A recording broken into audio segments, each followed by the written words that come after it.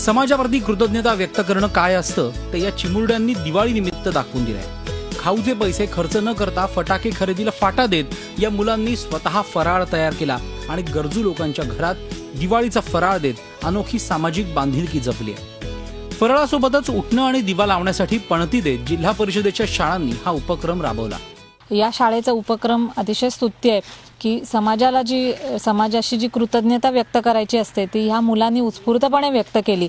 दिवाळीचा फराळ नुसता स्वतःपुरता तयार न करता आपल्याबरोबर वंचित घटक आहेत त्यांना सुद्धा आपल्या बरोबरीने घेऊन दिवाळी साजरी केली पाहिजे ही त्यांच्या मनात जी भावना निर्माण झाली ती खूपच आनंददायी अशी होती। या कुटुंबाच्या चेहऱ्यावरील हास्य मुलांना खूपच समाधान देऊन गेलं। रत्नागिरीतल्या या मुलांच्या चेहऱ्यावर वेगळाच आनंद झळकत होता।